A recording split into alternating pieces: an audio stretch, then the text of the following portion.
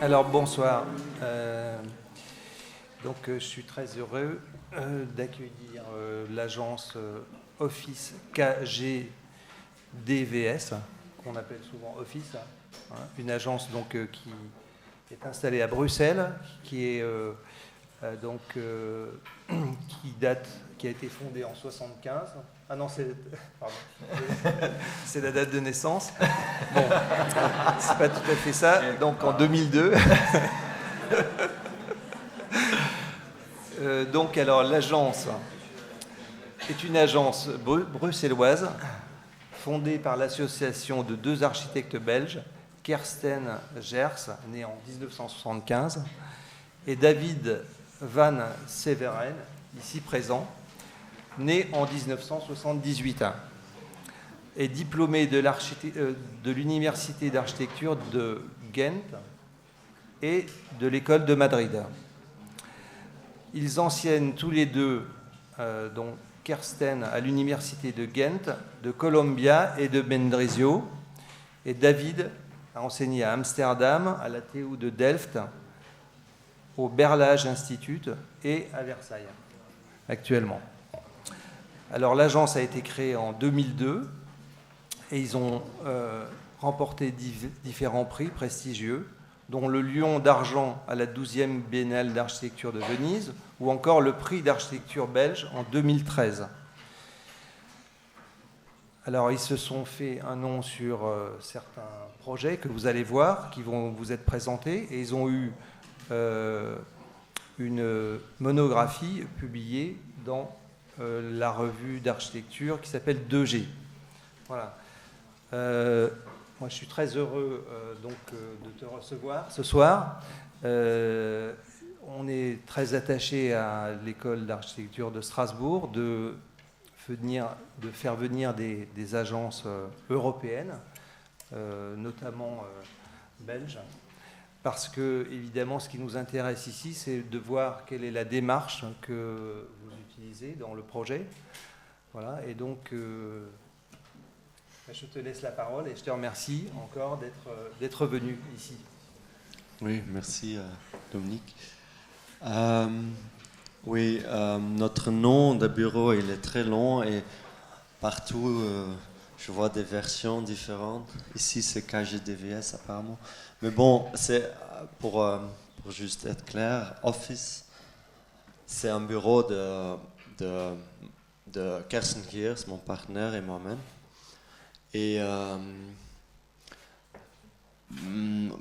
bien sûr qu'on a des collaborateurs, mais c'est important parce qu'on a commencé nous deux 2002, ouais, il y a 12 ans déjà. Wow. Et chaque projet, c'est vraiment quelque chose que nous faisons ensemble. Et donc c'est dommage que Kersten ne peut pas être là parce que des fois on fait des conférences ensemble. Cette fois, il y a beaucoup de travail et de plus en plus, ou de moins en moins, on fait ça. Dommage. Cette conférence, je vais parler, qui s'appelle Talk About Space. Et en général, je le fais en anglais. Donc, on perimeters, rooms and boxes, des périmètres, des pièces et des boîtes. D'abord, notre agence est beaucoup inspirée par de l'art moderne, je crois, de l'art antique aussi, ou même ancien. Mais ça, c'est une œuvre d'un artiste, un peintre qu'on aime bien, Ed Ruscha, américain. Et cet tableau s'appelle Talk About Space. Et ce qui est très beau dans cette... je crois qu'en fait, elle est projetée ici la bonne taille, parce que Ed Ruscha, il dit que des mots, ils ont pas d'échelle. Donc, ils peuvent remplir tout le canvas ou l'encadrage. Et pour illustrer ça, il a peint un petit crayon. Bon, c'est un tout petit peu trop petit, mais ça, c'est taille réelle, 1 sur 1. Et quelque part, ça montre beaucoup de choses. Pour nous, il s'agit de frame and content, hein, donc cadre et contenu, de mesurer, d'échelle et d'un certain espace abstrait, je dirais, qui est pour nous, quand même, c'est une peinture, elle est faite en toile, elle est faite en peinture de huile, etc. Donc elle est tangible, mais elle est très abstraite en même temps, et ça nous intéresse, toutes ces choses. Talk about space. Donc peut-être l'idée de périmètre et comment la faire, très important, donc périmètre. Puis pièces, ou rooms. Ça c'est une photo de la résidence de Picasso à Cannes. Quelque part, c'est impressionnant comment il occupe cet espace. C'est juste un appartement classique français, mais des pièces en enfilade et avec ses propres moulures et tout ça. Mais quelque part, ça permet beaucoup de choses. Juste un simple arrangement de pièces. Pièce, c'est un mot difficile, je trouve. Room, c'est mieux. Mais bon, et juste comment la vie occupe ça. Pour nous, c'est génial. Après, boîte. Ici, une photo d'un photographe avec qui on travaille toujours. Donc, toutes les photos que vous allez voir sont de Bas Prinsen. C'est un photographe qui fait son propre œuvre. Bon, pour exemple, ça, il a pris une photo de ce bâtiment à Houston, Texas. Et il fait beaucoup de photos pareilles. Je vais vous montrer ce qu'il a fait de notre travail, mais ce qui est plus impressionnant, c'est quand même son propre œuvre qu'il développe depuis que nous faisons notre bureau. Il a son studio de photographie qui est distribué par des galeries, etc. Et on a ce privilège de vraiment pouvoir travailler avec lui. Il fait des exceptions pour des fois prendre des photos d'architecture. Et ici, ça nous a toujours fasciné, cette photo, comment le bâtiment massif est juste presque cassé par cet horizon. Elle est presque transparente en même temps qu'elle est opaque. Et ça, c'est dans son œuvre très important aussi. Comment on peut encadrer la réalité et voir ça dans une manière qui perturbe, qui nous fait regarder différemment. Et aussi, nous faisons beaucoup de collages. Et cette manière de regarder, c'est aussi une manière de composer une image et de regarder à travers un cadre spécifique. Donc d'abord, périmètre. Ça, c'est un projet que nous avons, c'est un concours que nous avons gagné en 2005 pour un passage frontière entre la Mexique et les États-Unis. Donc là, on est dans le désert, vraiment de Tex-Mex, desert, où il y a la barrière qui croise juste entre les deux pays. Et la question était très simple, c'était faire un passage de piétons sur cette barrière entre deux villages. Et pour nous, ça nous a posé la question, est-ce qu'on veut vraiment faire quelque chose d'infrastructurel? Non. Est-ce qu'on pourrait, même dans ces conditions dures-là, répondre à la question avec un geste architectural plutôt que infrastructural? Et la proposition est très simple, en fait, vous le voyez ici. C'est en fait un mur qui interrompt la barrière continue dans le désert et qui crée quelque part un no man's land entre les deux pays.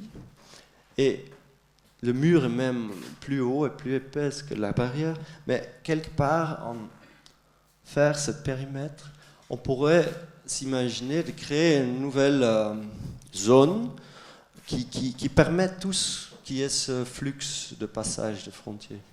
Et en fait, c'est très simple, c'est un mur et c'est des arbres. C'est un trame d'arbres de palmiers, presque un petit peu comme les anciens oases en Alger, où ils ont protégé très bien avec un mur autour pour garder le désert à l'extérieur. Ici, c'est pareil. Donc, c'est un jardin, un oasis très bien maintenu, très concentré. Et là-dedans, il y a quelques pavillons qui permettent de juste gérer des gens qui veulent aller d'en haut en bas, en haut. Et bon, ça c'est pour nous, c'était une image très importante, ou un plan très important, parce que quelque part, avec peu de moyens, on pourrait faire beaucoup. Surtout dans ce contexte qui est qu'on pourrait dire qui est très dans les infos. Quelque part, on pourrait juste, même dans ce cas dur, s'imaginer qu'on pourrait créer des belles espaces, presque comme le Mesquita à Cordoba, où il n'y a que des colonnes, le vieux mosque.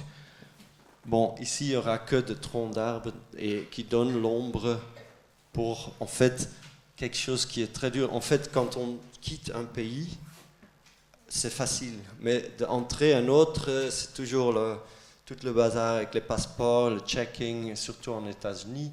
Et du coup, tout ça se fait dans l'ombre des arbres. Ça, c'est un photo aérien de cette zone. Et un collage de nouveau qui le montre comment l'entrée se fait juste très simple. Et quelque part, cette idée de ce rêve, ou presque l'idée de Promised Land, elle n'est pas là, mais peut-être elle est là. Hein? Ok. Autre projet, autre périmètre. Ça, c'est la Biennale de Venise. Bon, c'est une photo de Venise, de Giardini de Venise, où il y a la Biennale toujours. Et il y a tous les pavillons. Ça, c'est le pavillon italien. Et en 2008, nous avons gagné un concours pour, en fait, faire le pavillon belge pour cette année. Et ça, c'est le pavillon belge, là au milieu, à côté du pavillon espagnol et hollandais. Et il est un des pavillons qui était après le pavillon italien, qui était le deuxième pavillon construit dans le Giardini. C'est en 1907 qu'il est construit. Et en fait, la question de concours était exactement ça. Après tout ces biennales d'architecture qui sont commencées les années 80, il y avait beaucoup d'histoires déjà sur l'architecture. Il y avait beaucoup d'expositions d'art déjà dans ce pavillon. Et quoi faire maintenant pour la prochaine biennale d'art, pour la Belgique? Et cette question, c'était la question du concours, et nous avons répondu ça très, très simple. En fait, on a fait un nouveau pavillon. Ça, c'était l'image en 2008 du pavillon belge, qui était tout à fait un autre bâtiment, avec une entrée un petit peu sur un petit chemin qui était parallèle avec la grande axe qui amène au pavillon italien. Et elle fait quelque chose de différent. Bon, ça c'est le plan. Donc le pavillon existant, nous avons fait une sorte de mur autour, cette U que vous voyez là, pour le re-encadrer, le repositionner dans le Giardini, mais aussi pour quelque part exposer ou montrer le pavillon belge en elle-même, qui est quand même un pavillon bizarre, fait dans 1907 alors, et qui qui a été transformé, etc., pour tout ce but de montrer de l'art et après de l'architecture dedans. Et ça nous intéressait quelque part, juste cette carcasse d'architecture qui était là, plein de croix, avec les lumières dans l'eau. Comment faire quelque chose? Et juste faire ce périmètre autour, pour nous, c'était assez pour cette biennale-là. Et on a vraiment pris ça très au sérieux. Donc, après qu'on a gagné le concours, on a commencé à développer ce mur dans une manière qui pourrait être construit pour la biennale, qui est quelque chose de temporaire, mais quand même qui paraît pas temporaire, pas un geste en folie, non, vraiment de l'architecture qui est fait. Dans ce cas ici, on a découvert en fait sur nos voyages en Italie un échafaudage qui était super belle en fait, italienne. Échafaudage italienne, c'est plus belle, bien sûr. Hein.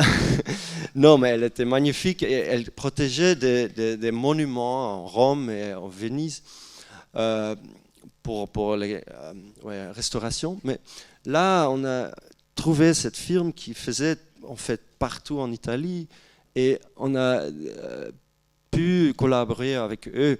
Et après, nous avons dessiné ce plan qui reprend vraiment ce module des échafaudages, les planches pour mâcher, comment les recombiner pour faire un nouveau pavillon, un mur autour de ce pavillon existant. Et ça, c'est aussi calculé en structure, donc avec des ingénieurs, parce que c'est un mur de 7 mètres de hauteur et de 30 mètres environ de longueur. Donc c'est assez grand pour envelopper ce pavillon existant.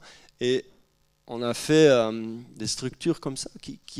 On avait besoin de cette épaisseur pour être autostable, posée sur le terrain juste.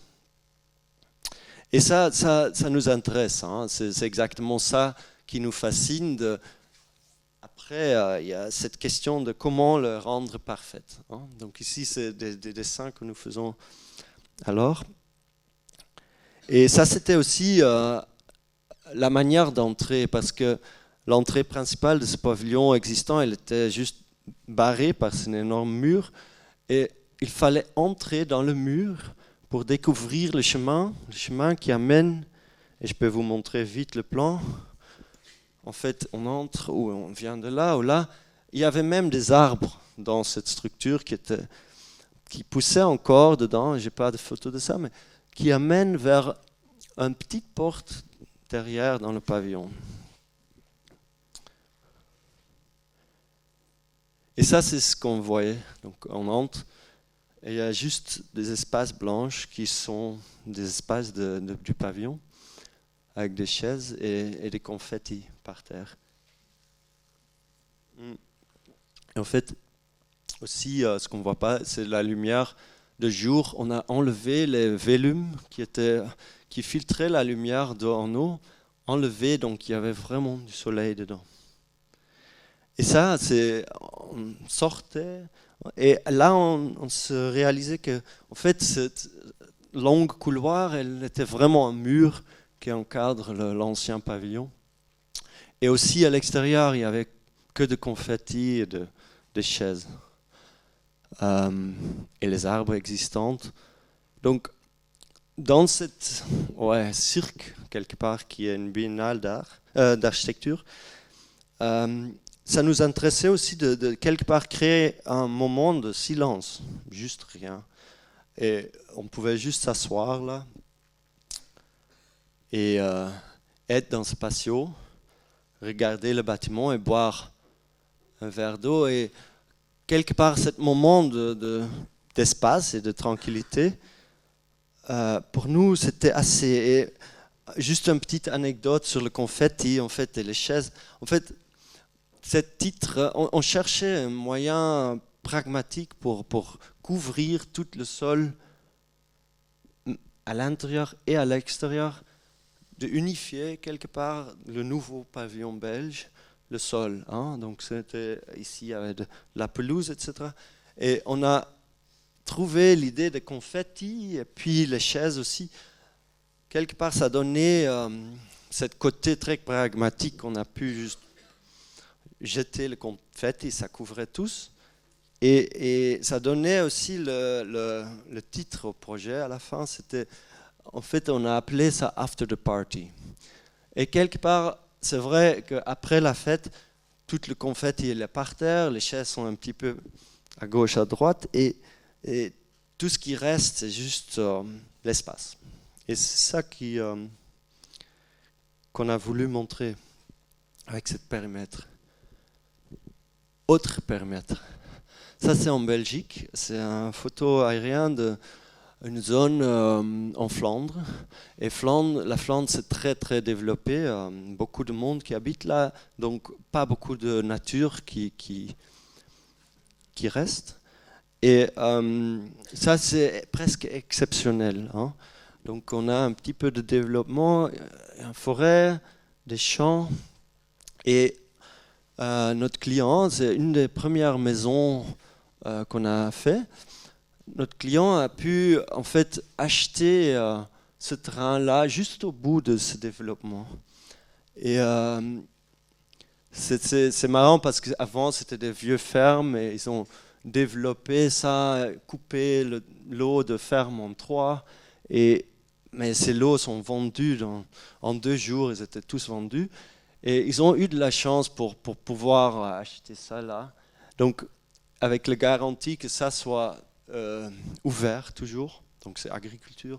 Là derrière, c'est des forêts assez exceptionnelles en Belgique. Et en Belgique et en Flandre surtout, tout cette rêve de tout le monde, chacun a cette rêve, parce que c'est si dense, il y a tout le monde qui habite partout, et on circule avec la voiture entre les grandes villes, Bruxelles, Gand, Anvers, etc. Toute la territoire, elle est remplie de petits rêves de chaque famille d'avoir leur propre maison. Donc c'est très pavillonnaire. Et ça nous intéresse quelque part, cet pays qui est un petit peu détruit, mais quand même cet rêve qui reste. Hein. De nouveau, donc il nous demande de faire cet rêve dans ce contexte. Et c'est ça qui est le résultat. En fait, ce qui nous a inspiré au début un petit peu, c'était pour nous presque le prototype de ce rêve, c'est le Villa Rotonda de Palladio, qui est juste en Italie sur une colline dans sa nature magnifique, juste seul dans le pays ou dans le paysage. Et ça, ce n'est plus possible donc en Flandre. Mais quand même, ça c'est le rêve. Et ici, ça c'est le plan que nous avons fait. Donc le lot, il est très petit quelque part. Et la maison, elle est sa taille. C'est une maison unifamiliale. Et tout le monde met ses clôtures, ses barrières autour de ses propriétés, sa propre chose.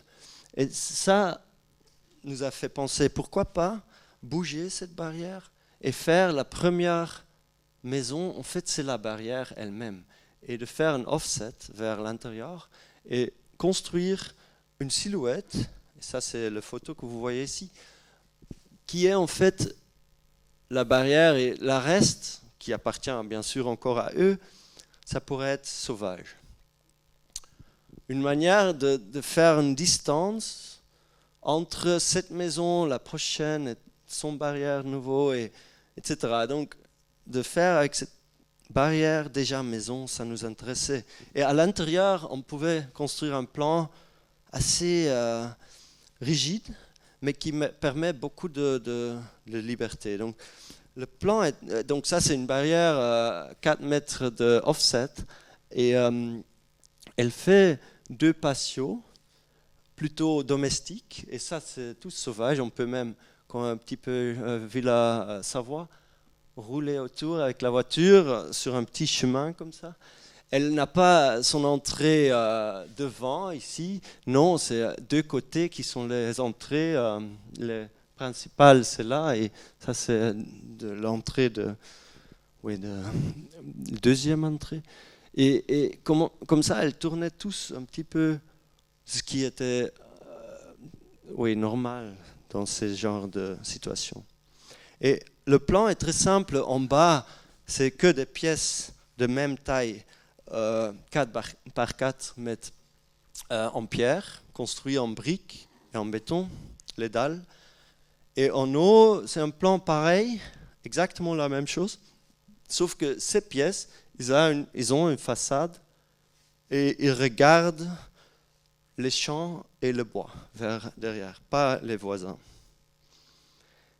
En coupe, c'est très simple. Donc ici, il y a la barrière, 3 mètres de hauteur, même volume.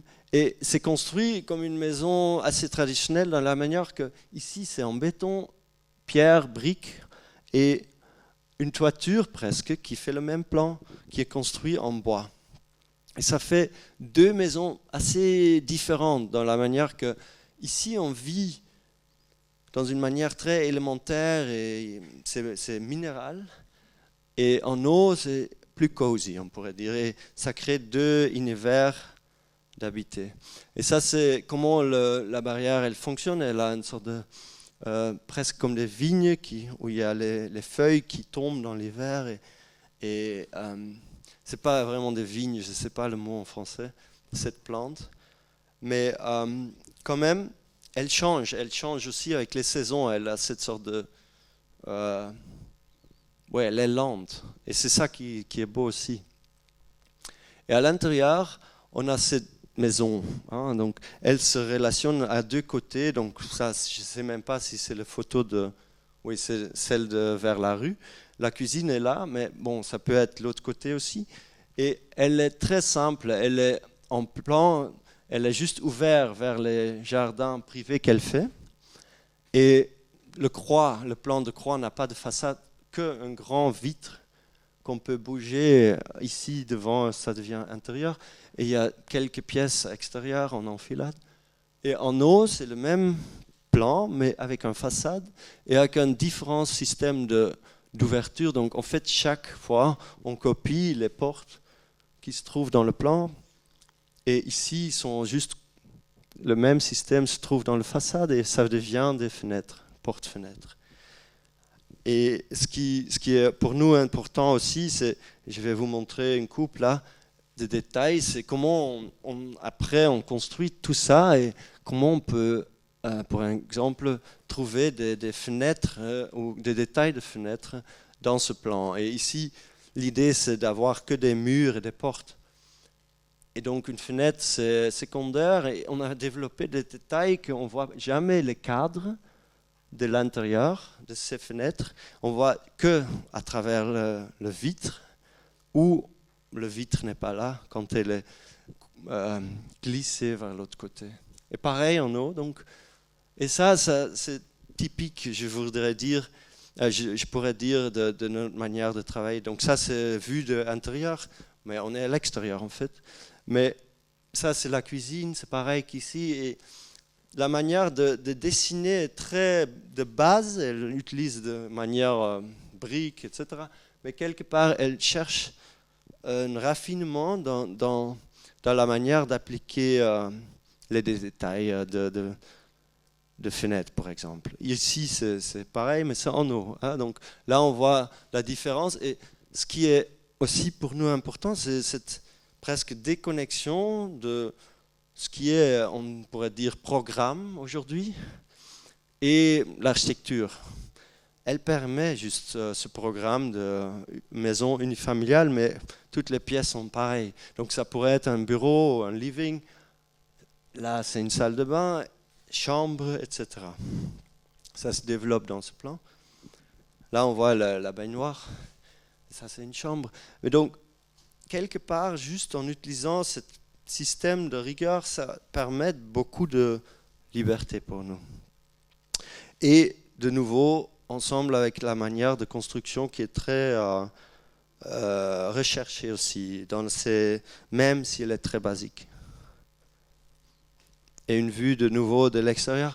Et ce qui est pour nous très intéressant, on a des clients géniaux là, Donc eux, ils mettent juste des plantes à l'extérieur, une sorte de prairie fleurie, qui doit être coupée, je crois, bientôt, et qui va se renouveler chaque année. Donc c'est vraiment quelque chose qui vit. Et ça, c'est aussi très important dans notre architecture, c'est cette idée d'avoir un cadre, mais quand même d'avoir la vie qui remplit ça dans une manière très spectaculaire ou très vivante.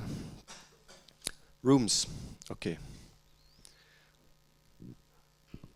Un autre lot en Belgique, ça c'est une petite ville ou village, entre ville, village, autour, pas loin de Bruxelles, je pourrais dire, qui s'appelle Merchtem. Et c'est toute une autre histoire. Là, c'est quelqu'un, un dentiste, qui un jour, après qu'on a publié un article dans un magazine populaire en Belgique, qui est venu chez nous sonner vraiment au bureau et à l'agence. Et il a expliqué qu'il avait cette sorte de petite maison là à Merchtem. Moi, j'avais jamais été à Merchtem. Et il voulait faire là, avec sa femme, leur maison de week-end. Et bon, on est allé regarder. Et vous voyez, c'est un petit peu chaotique. C'est belge, c'est très... avec les petits cours dans le jardin, etc. Les longs développements comme ça, et puis un petit peu de reste, avec des gros boîtes d'usine. Et tout est mélangé et c'est vraiment le dernier endroit où tu voudrais avoir ton maison de week-end. Donc on était très étonné. Après, il y a la maison existante qui était vraiment très banale, et dans la rue juste, avec beaucoup de nouveaux des constructions dans le jardin. Et on était vraiment pour. Comment faire ça? C'est vraiment impossible. Mais quand même, quelque part, il parlait d'une piscine, des animaux sauvages dans le jardin. Et ça nous intéressait quelque part. Pourquoi pas, hein? Donc, bon. Ça, c'est un collage que nous avons fait pour eux. Donc, vous connaissez bien le peintre, hein? Mélangé avec les colonnes de Mies van der Rohe avec un patio, la piscine, le paroquet. Tout était là pour quand même montrer qu'on croyait dans cette idée. Pourquoi pas, hein?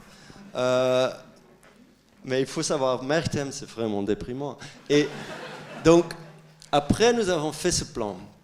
Parce qu'en Belgique, j'ai montré tout à l'heure vertical, mais ça c'est le lot horizontal, ça c'est la maison existante, et ça c'est la longueur du lot, jusqu'à là en fait. Et typique, c'est le jardin vraiment en bande. Et ils avaient déjà construit beaucoup d'extras pendant les années jusqu'à là. On a dit, ok, on rase tous jusqu'à la maison existante, ça on peut garder. Et après, ça ne nous intéresse pas vraiment, on va faire une petite rénovation. Vous pouvez utiliser ça quand il y a les amis qui viennent pendant le week-end. Vous les mettez dans cet silo, on l'a appelé le silo. Et la maison de week-end, c'est vraiment une autre chose, c'est en fait tout ça. Et on a développé ce plan de 4 pièces identiques qui sont encadrées par les murs de jardin, en fait. Et ça nous donnait de nouveau cette liberté de dérouler un programme assez, qui est très, on pourrait dire, pas très clair. Hein, maison de week-end, c'est quoi? Mais qui donnait assez de liberté et d'espace pour s'imaginer que c'est possible. Et cette séquence donne aussi une maison en coupe, vous le voyez. Donc ça, c'est la maison existante dans la rue. Mais cette séquence donnait aussi une sorte de rythme, d'espace, qui était minéral, jardin, minéral, de nouveau jardin. Des fois, elle était couverte, des fois couvert médium. Donc ça, c'est une toiture qui est vraiment fixe. Ça, c'est une toiture en verre qui peut bouger d'une pièce à l'autre, qui permet de faire des maisons différentes. Donc dans l'hiver, on peut faire une maison très compacte de ça, en fait, avec la piscine, etc., couvert, jardin d'hiver un petit peu, et un grand loft qui regarde un jardin traditionnel et un cours d'intérieur. Et en été, cette maison, elle bouge parce que ça devient ouvert à l'air. Et c'est un petit peu comme un cabriolet. Et ça, en fait, c'est une vue de la maison existante qui regarde ce système. Hein. Et ici, on voit bien aussi la manière comment les parcelles sont en Belgique ou dans des zones plus denses comme Meritem. Et quelque part, nous avons détruit un petit carport qui était là pour avoir la vue à côté de la maison sur la façade d'extérieur de le Weekend House. Hein. Et ça, nous trouvons intéressant parce qu'en fait, la porte d'entrée existante, elle est sur la façade de rue, mais ici, on pourrait garer la voiture. Ça devient presque Los Angeles, plus de distance entre cette porte et un nouvel univers s'ouvre. Et ça, c'est une vue de la première pièce de cour vers la maison existante. Et là, vous voyez un petit peu le contexte. Et on a gardé la maison très simple, juste changé les châssis de verre et mis un cimentage sur la façade. Et après, on a fait cette séquence. Et ça, c'est une photo géniale de Bas Prinsen. Je ne sais pas si vous connaissez David Hockney, A Bigger Splash, mais c'est exactement une peinture où on trouve il n'y a aucune personne, mais il y a juste la personne qui vient de plonger dans la piscine à Los Angeles. Et quelque part, ce jardin où la deuxième pièce nous a inspiré là, c'est exactement cette nature un petit peu subtropique qui est possible parce qu'on peut couvrir cette pièce avec un cerf presque, une toiture de cerf, et qui permet de cet rêve, de cet univers tout à fait différent. Et chaque pièce, ça c'est de nouveau la première, elle peut être fermée de l'autre avec des grandes baies vitrées qui glissent en fait entre les deux pièces, mais vraiment entre, ça veut dire entre deux murs qui font les deux pièces. Et de nouveau comme la maison à Beugenhout, où c'est exactement ces détails. On ne voit pas la cadre, soit elle est totalement dans le mur, soit elle est en verre, mais cette perspective que vous voyez ici, cette énorme enfilade, elle reste comme elle est. Ici, les fenêtres sont fermées d'ailleurs. Et ici, un détail de ça, donc très simple, quelque part une corniche qui est juste un profil en acier qui permet de rouler cette toiture, mais de résoudre aussi les baies vitrées qui sont suspendues, etc. Et tout ça, dans une manière très simple, suivre cette, on pourrait dire, rigueur de faire 4 pièces en enfilade dans ce jardin, et qui devient le Weekend House. Ça, c'est le loft, alors j'appelle ça des fois un loft, mais je n'aime pas ce mot, mais c'est vrai que c'est un espace assez brut, industriel presque, avec béton.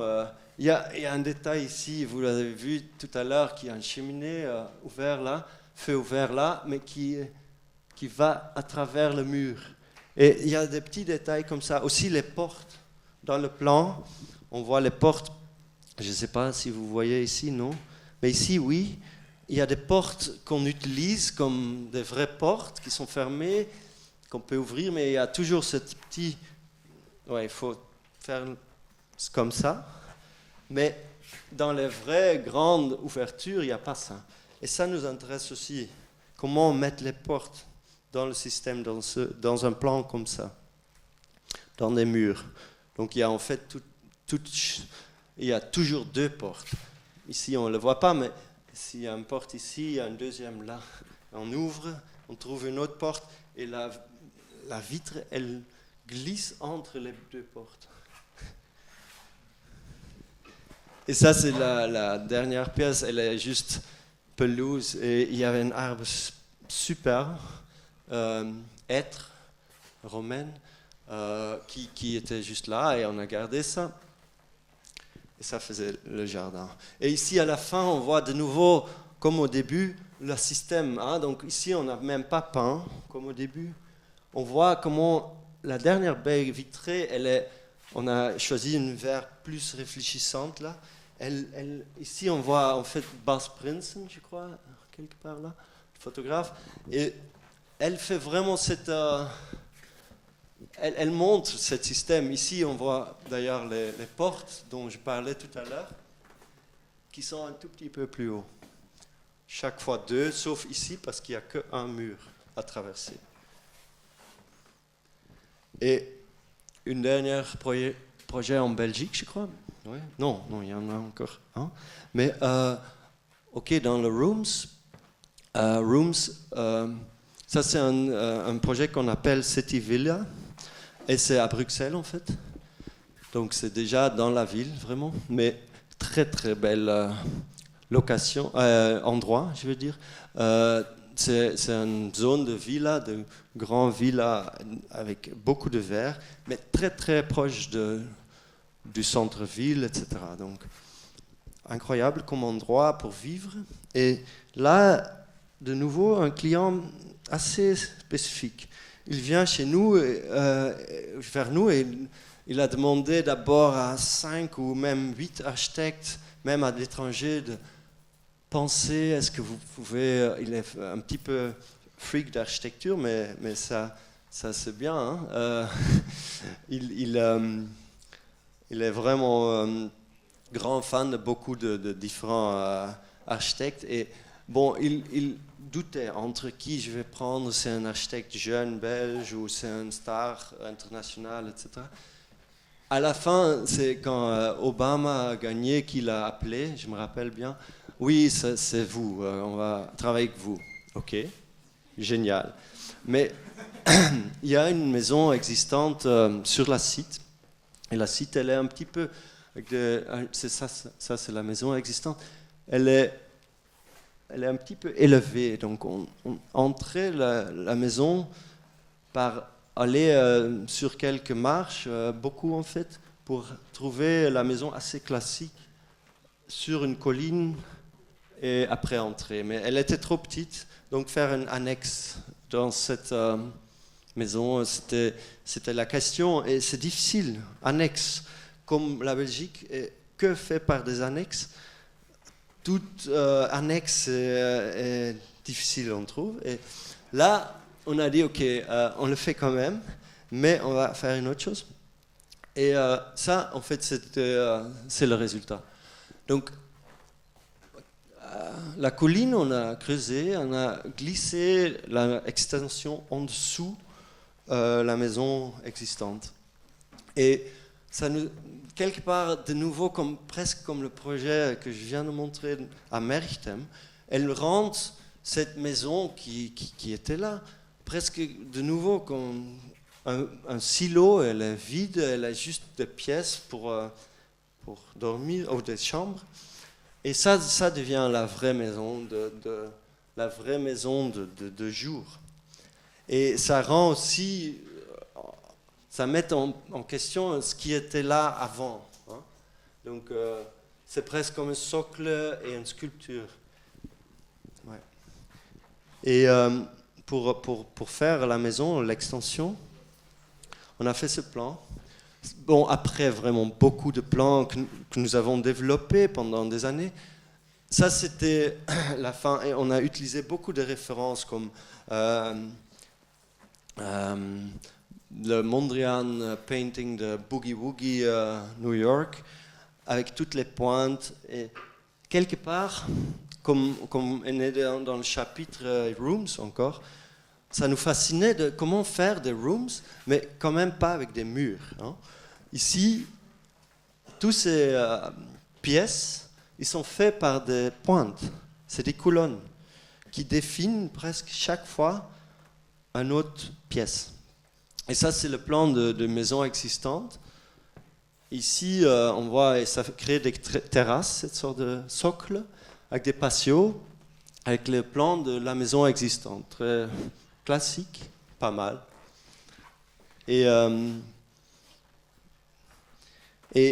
aussi, ce qui nous fascinait beaucoup, c'est comment faire en fait un plan qui ne peut pas paraître souterrain, mais qui est vraiment presque comme un villa romaine, quelque chose avec des pièces, avec des différents sols chaque fois, donc, mais qui est créé par des colonnes. Hein. Donc ici, elle est faite par des colonnes en béton, principalement, mais il y a une ligne qui sépare intérieur-extérieur, qui est du vert dans le plan. Ça, c'est cette ligne. Et exactement sur cette ligne, nous avons, elle fait une sorte de serpent dans le plan, nous avons, on a changé les colonnes de béton en colonnes en bois, et aussi les poutres. Et du coup, on pouvait intégrer le vitre simple, double en fait, mais de manière très simple dans les colonnes. Et du coup, il n'y avait pas vraiment de différence. Et comme je viens de dire, aussi, c'est remplir ces pièces par des différentes textures, de différentes matières. Ça, c'était vraiment une manière de travailler. Ça, c'est la pièce la plus ou la moins chic. C'est le plus chic en comment elle est faite. C'est le garage, ça. C'est en marbre. Et ici, on voit de living qui est à la rue, un living plutôt pas vraiment qu'ils l'utilisent, mais quand il y a des gens qui viennent, ils sont là des fois.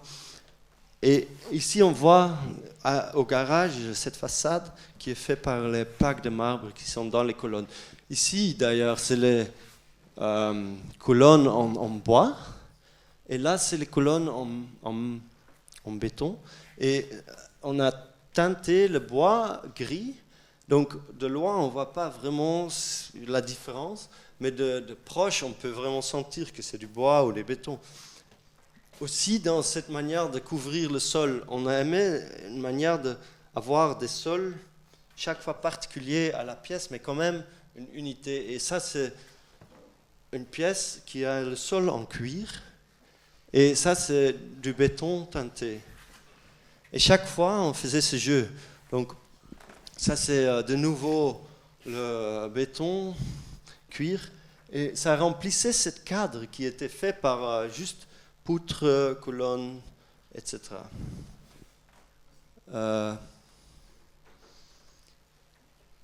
Des fois, c'est terrazzo, le sol, ou bois. Et des fois, il y a des meubles comme des portes toutes fines en métal qui sont placées dans ce cadre qui est fait par les colonnes et les poutres. Des fois, ça devient une armoire. Ça, c'est l'entrée où il y a les vestiaires, etc. Et on entre là, le living, le salle à manger, living. Et là, en fait, c'est déjà à l'extérieur. Donc, ici, il y a une plaque de verre entre ces deux colonnes en bois, et celles sont en béton. Et là, on voit à travers de nouveau, et toute cette couloir, en fait, on voit à travers jusqu'au jardin qui est derrière. Et là, on a vraiment utilisé les murs pour tenir la terre. Ici, on voit comment, de nouveau, c'était rempli. Ça, c'est marrant parce qu'ici, on voit déjà comment on monte. C'est presque l'armoire qui devient escalier. Il y a un truc avec le plan comme ça, aussi à l'autre côté. Et on monte et on trouve vraiment l'autre maison existante posée sur cette maison. Donc, on a gardé cet escalier. Il n'est pas nouvel. Hein. Donc, on a juste scié presque. Ça, c'est des carrelages existants. Juste rénover un petit peu. Et on peut voir la maison comme ça. Ici, on a dû rajouter quelque chose pour ne pas tomber, mais dans le style de la maison en dessous, qui fait des terrasses aussi. Et ça, c'est aussi une histoire marrante. Ça, c'était la porte d'entrée, en fait, avant. Ici, maintenant, ce patio, et c'est devenu une salle de bain derrière. Donc, ouais, tout ça a un petit peu changé. De cette maison, c'est pour la vie quotidienne. Là, c'est pour les chambres et les salles de bain des enfants et des parents. Et ici, je viens de aussi dire que ça, c'est ce qui a été creusé par des murs qui tiennent vraiment les voisins. Et une fois, côté, on a habillé avec un marbre très spécifique. Là, on a travaillé avec un paysagiste que vous connaissez peut-être, Bas Metz. Je crois qu'il a gagné en France les jeunes albums il y a longtemps.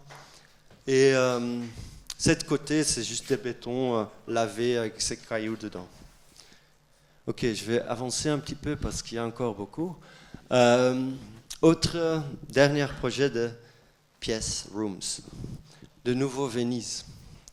Cette fois, on a été invité par Kazuyo Sejima de Sana pour la Biennale de 2010. Et elle nous a trouvé un endroit très très bizarre. Donc ça, c'est un morceau qu'on voit encore de Arsenal, qui est l'autre site qui est utilisé pour la Biennale d'architecture. Ça, c'est la fin de cet énorme bâtiment qui est l'Arsenal. Et le Corderia, ça s'appelle. Et à la fin, il y a un petit jardin qui est là. Très très beau d'ailleurs, mais très loin pour la public, pour y arriver. Et là, dedans, elle a trouvé encore dans l'angle un vieux bâtiment ruine de stockage de l'armée à l'époque. Et elle nous a demandé de faire quelque chose avec ça. Et on était vraiment, waouh, sans budget, sans rien. Vous prenez cet endroit et c'était vraiment sauvage encore quand on a allé regarder. C'était vraiment quelque chose à faire, quelque chose avec. Bon, là, ça c'est une autre photo de Bas Prinsen, notre photographe, on pourrait dire, mais en fait, son propre photographe. Et ça, il fait des photos partout dans le monde. Ça, c'est en Chine. Quelque part, une espèce de structure qui tombe. Bah bon, c'est magnifique, nous trouvons ces photos. Et on a demandé à lui de collaborer avec nous pour faire ce projet de Biennale 2008. Et ça, c'était le plan, ou ça, c'est le plan de ce bâtiment. En fait, c'est cette pièce, pas en enfilade, mais chaque pièce donne sur le jardin sauvage. Et ça nous a fait penser, ok, on a besoin de quelque chose. On va pas juste montrer des images d'architecture. Non, on va quand même faire un projet très léger pour mettre en valeur en fait tout ce rythme de pièces. Et ça, on a fait avec cette zone-là, presque un corridor ou une zone qui se met en relation avec cet énorme jardin devant ce bâtiment et avec ces intérieurs très sombres qui sont les stockages de l'armée avant. Ici, on voit ce qu'on a fait. En fait, on a fait un miroir de cette toiture existante à moitié. Et ça a créé cette zone avant. Et en relation, on appelait ça Garden Pavilion. Parce qu'elle mesurait quelque part le bâtiment existant, mais elle mesurait aussi le jardin qui était impossible à mesurer comme elle était si sauvage. Et ça, c'était le bâtiment juste à droite de ce bâtiment. Bon, il n'avait pas exactement l'air comme ça, mais presque. Et tout, plein de lierre, on appelle ça, couvert, ce bâtiment. Ici, c'était presque pareil. On a dû tout enlever et créer une zone qui était accessible et pour pouvoir avoir les gens là et aussi de les accueillir presque. Hein. Ça, cette zone, c'était presque ce geste de on est là. Et ici, il y a quelque chose qui se passe. Et tout ce qu'on a rajouté à ce bâtiment, c'est que des choses en métal qui sont peints en blanc. Donc la structure, très légère, avec des tubes très fines. Des chaises, cette fois, pas peints en noir comme 2 ans avant, mais peints en blanc. Et ici, on voit déjà un petit peu des images. Et les portes, d'ailleurs, ils étaient en métal. On les a repeints en blanc, que tout était un petit peu net, mais quand même comment que c'était. Et on a mis un gravel qu'ils mettaient partout dans la biennale. On a demandé de mettre ça jusqu'au bout, jusqu'aux limites de notre site. Et là, on voyait des images. Et ça, c'était pour nous quelque chose de très important, parce que là, on voulait quand même montrer notre fascination, et celle de Bas aussi, de comment créer une image dans l'architecture, qui est quand même important. Une perspective. Hein. Donc l'image que vous avez vue. Et chaque fois, en relation, dans les pièces voûtées,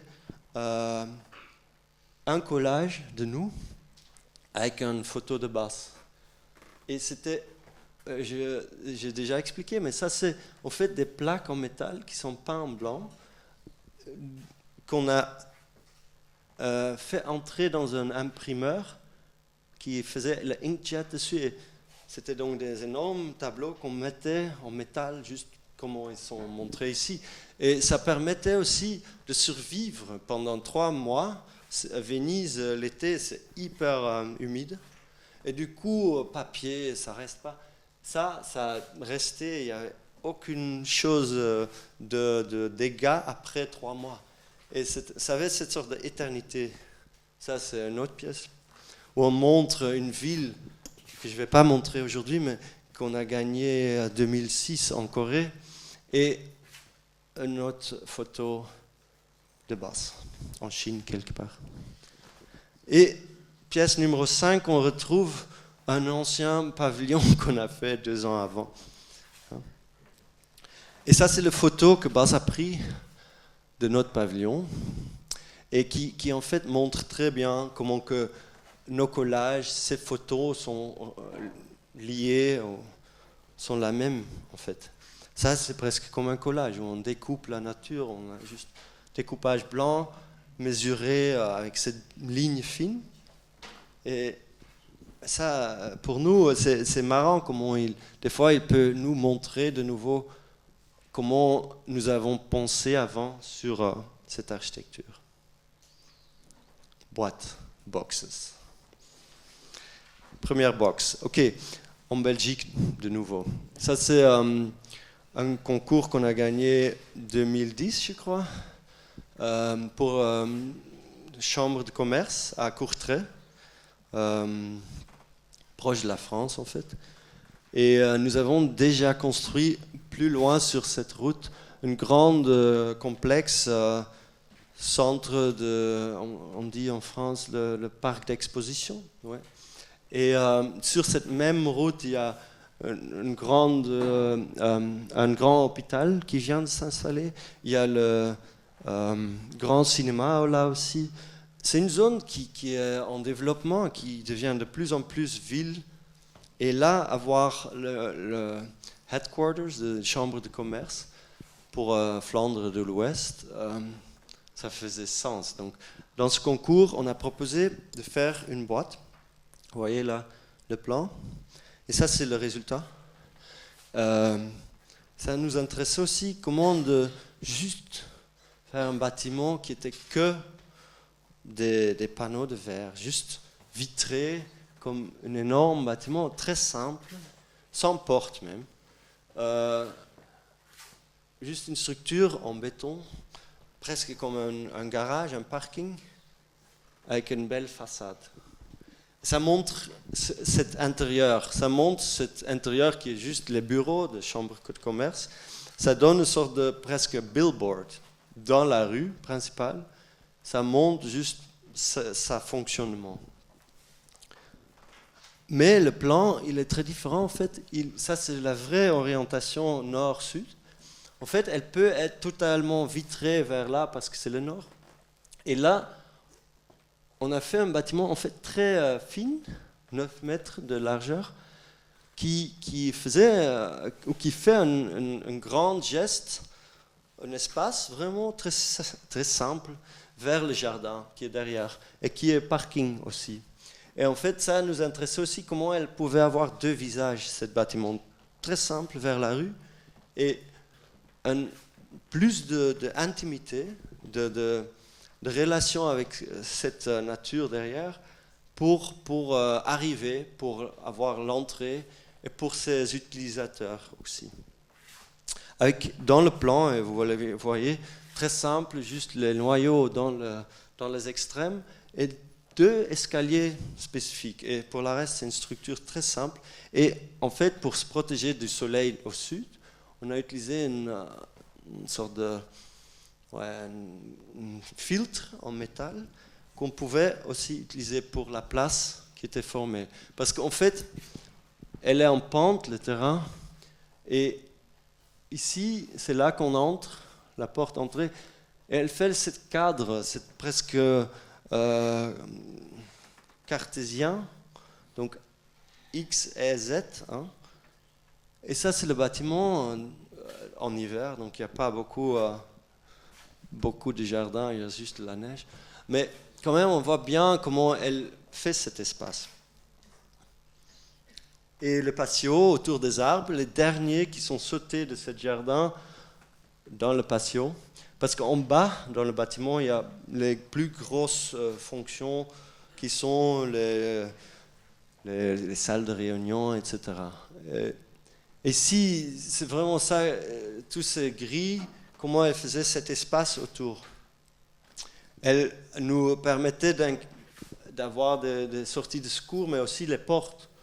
Très simples, on les ouvre et c'est clair où il y a la porte. Et à l'intérieur, très brut, juste des dalles simples exposées. Toutes les techniques sont en dessous la moquette. Et quelques escaliers très simples qui, en fait, nous invitent plus de prendre l'escalier dans ce bâtiment. Peint en jaune, rouge et noir, c'est les couleurs belges. C'est vraiment pas voulu comme ça, mais c'est un hasard. Hein.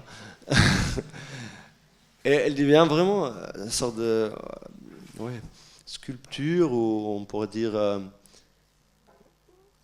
quelque chose d'important dans ce plan. Très simple. En haut, il y a aussi encore un patio pour le executive floor. Et même les techniques qui sont là, derrière le verre, sont pareils comme les bureaux là. Hein.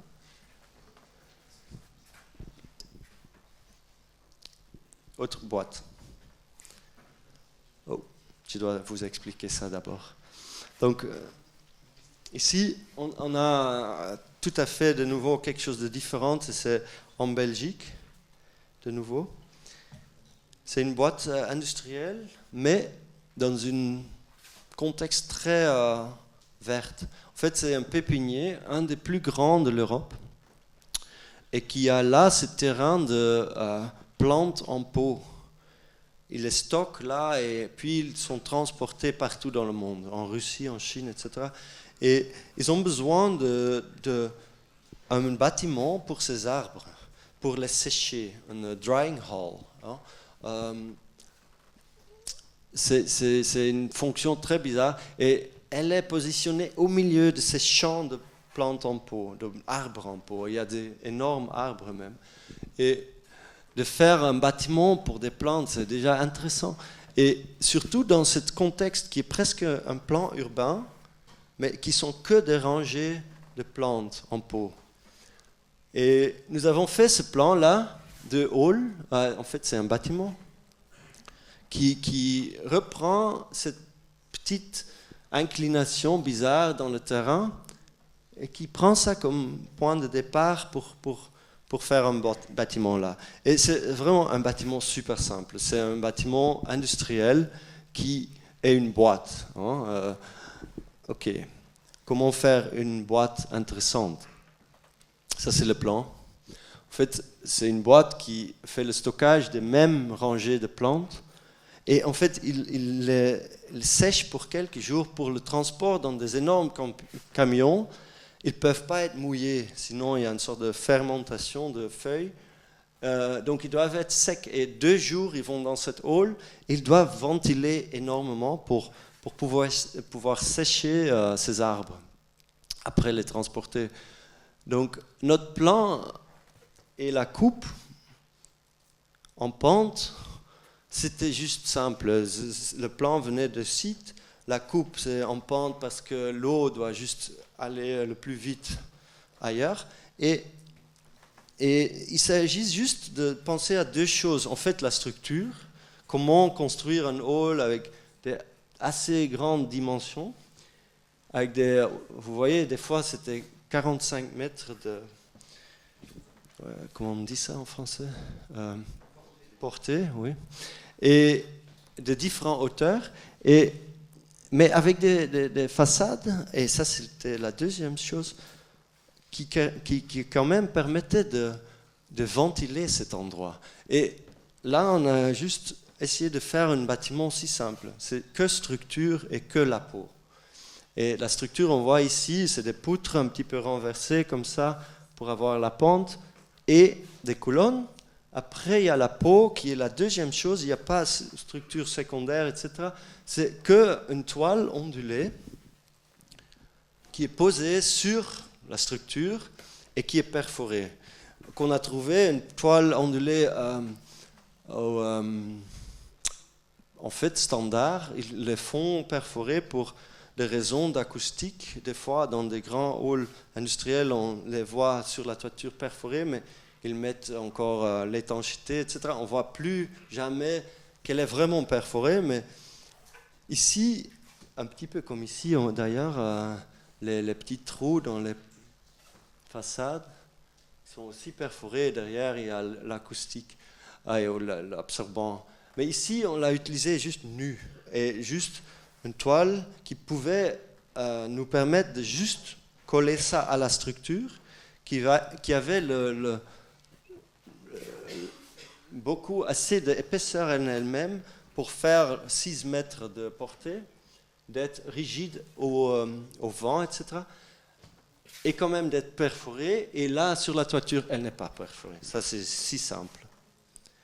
Et ça, c'est le résultat. Donc, on a une boîte qui est très massif, mais à la fin aussi presque transparente. Et ça permet bien sûr de ventiler cet endroit de manière très efficace.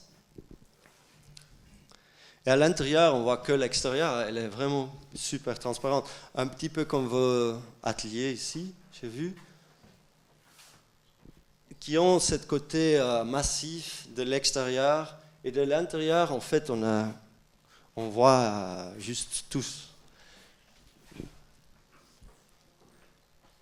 Comme ici. Et il n'y avait que quelques détails, comme les portes, comment les faire. Ça, c'est des portes de 9 mètres d'auteur. Donc, c'est assez industriel, avec des charniers immenses. Et, ouais. Comment mettre les lampes.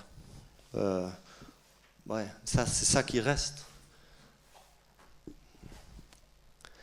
Et cette notion d'une boîte qui devient intérieure, qui de nouveau est boîte, qui fait toutes ces sortes de différents comment dire, apparitions. Quelque part, juste ça, c'était pour nous assez pour faire un bâtiment qui est industriel, qui n'est pas du tout plus haut en budget qu'un hall standard.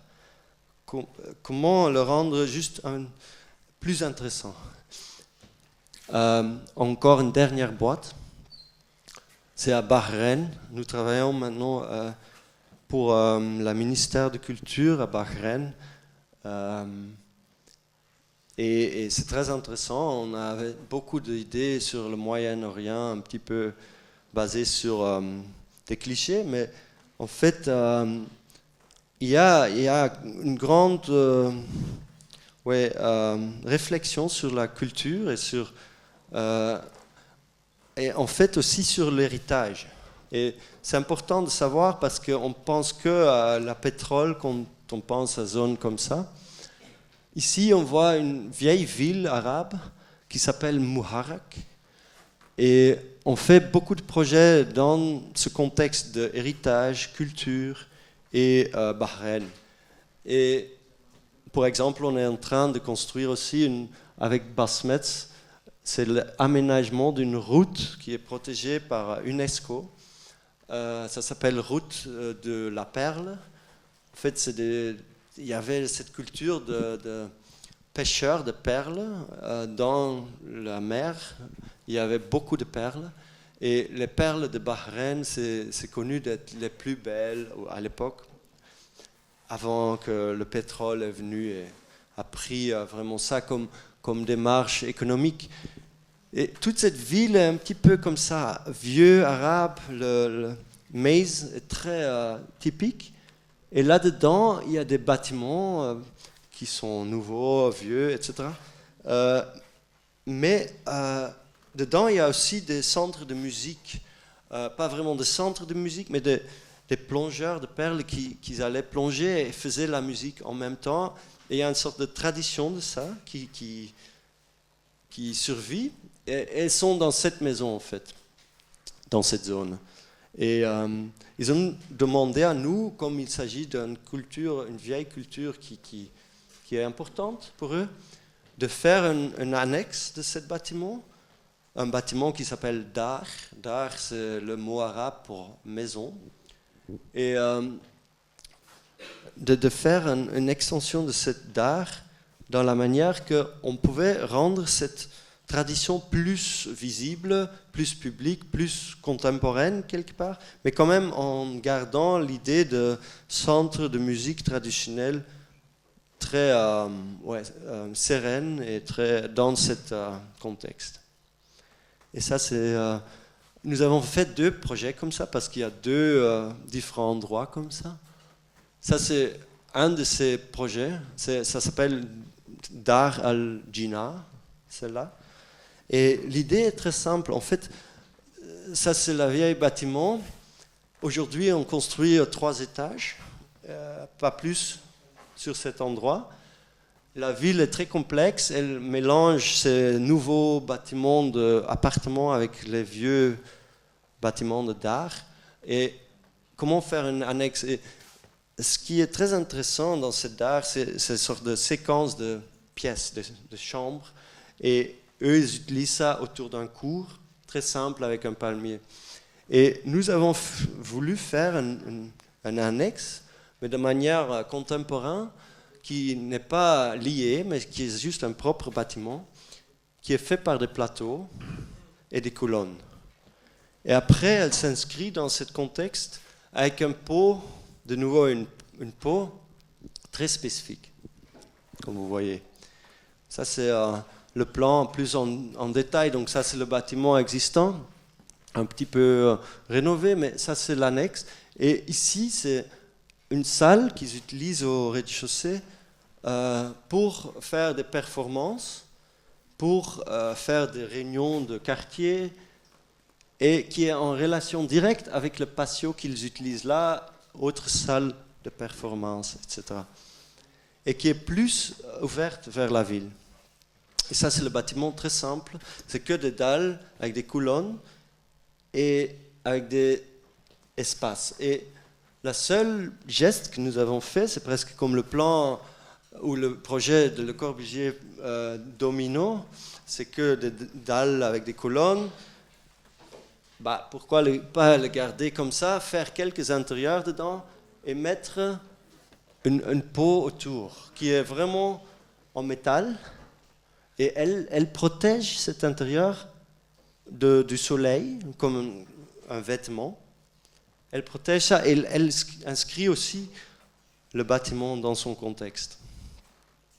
Parce que le plan est super simple, c'est que des colonnes, des fois c'est des colonnes en acier qui permettent de circuler des techniques. Et les meubles, il y a quelques toilettes, etc., escaliers, sont juste à l'extérieur. Chaque fois, ça c'est le Mejlis sur le rez-de-chaussée. C'est qu'une pièce qui est presque comme un tapis en bois avec une façade autour qu'on peut ouvrir.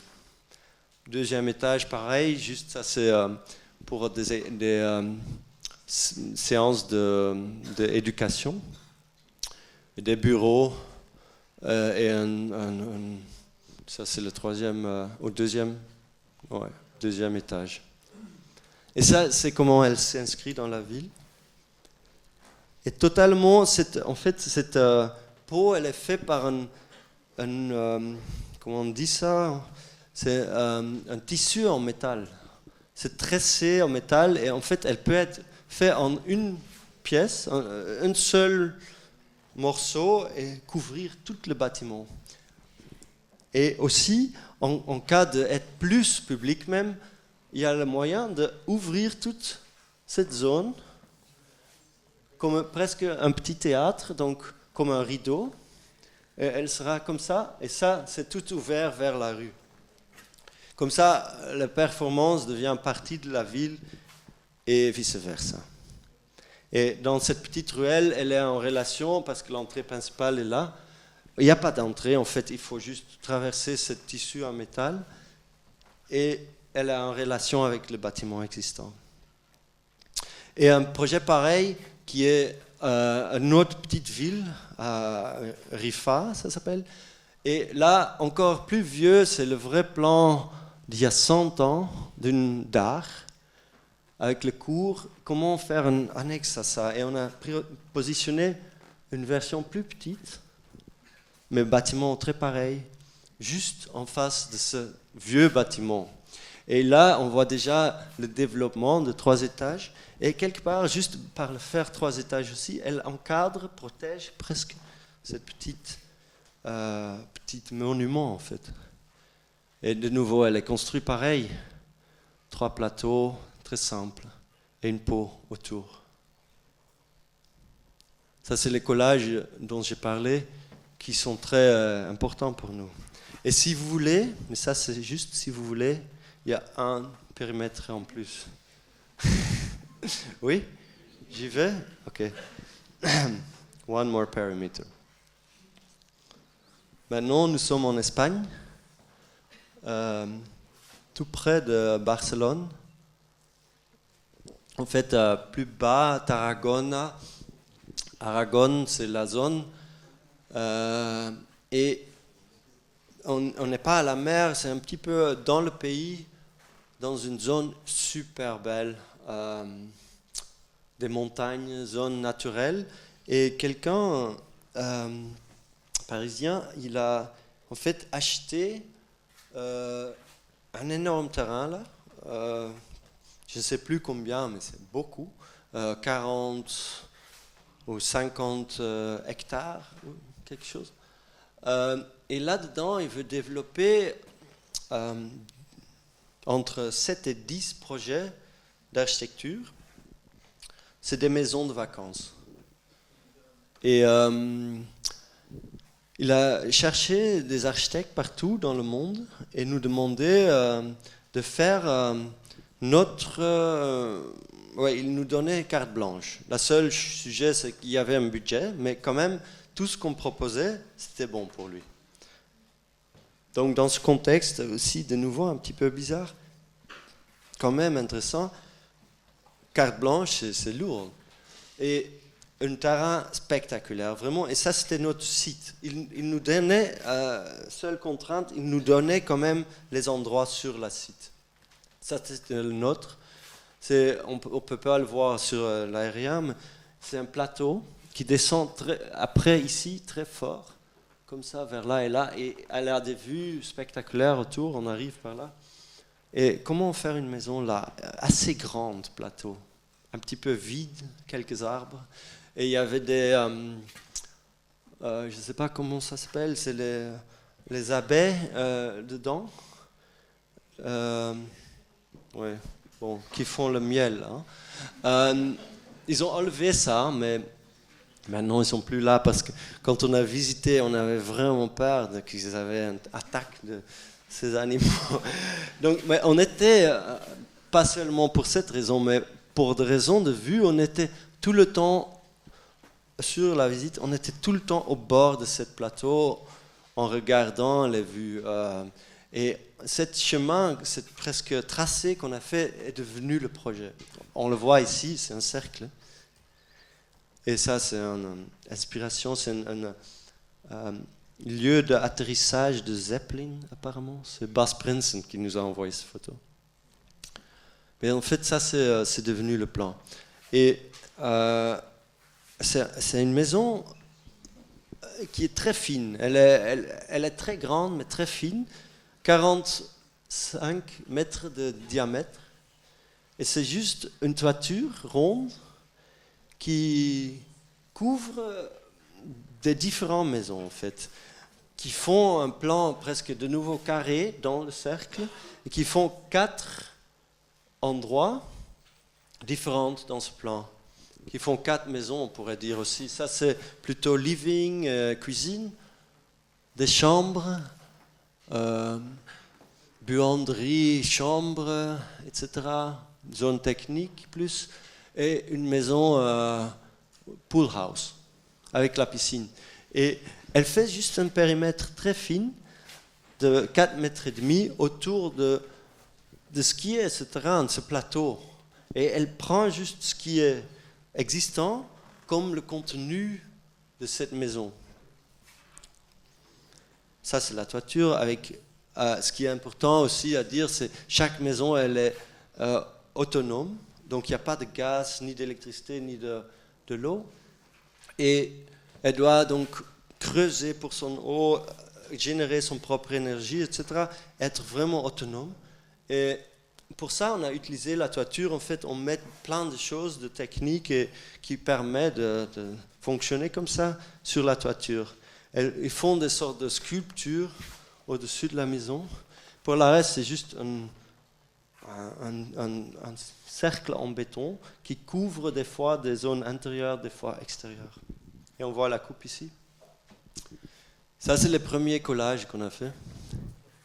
Donc, c'est assez vaste, mais juste pas très grand, en fait, en espace intérieur, mais quand même, elle domine, mais dans une manière gentille, son endroit, hein, juste par faire ce périmètre.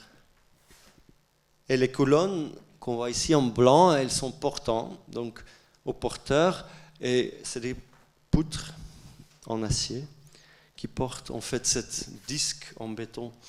Ça, c'est les poutres, et ils portent ça. Et il y a 2 sortes de façades. La façade droite, qui est en verre totalement, avec des portes d'entrée. Il y a la façade ronde, qui est en fait presque comme une façade rideau, mais littéralement, c'est presque un rideau qui est tenu par ce cercle, comme un rail, et qu'on peut bouger, en fait. Donc, tout ce rideau, ou cette façade, peut rouler vers l'autre côté, vers la piscine, par exemple, et ouvrir tout le living. Ça, c'est la section. Et jamais on fait ça, mais c'est un bureau new-yorkais qui a fait les renderings, qui donne quand même une idée de ce que c'est, cette maison. Et comment elle est positionnée. Ici, on voit les façades qui s'ouvrent. Il faut oublier les renders après. On fait ça jamais. Mais cette fois, on était étonnés pour une fois. Et bien sûr, parce que si on monte juste ça, c'est déjà bien. Et ils ont juste commencé le chantier. Donc, elle est en construction. Merci.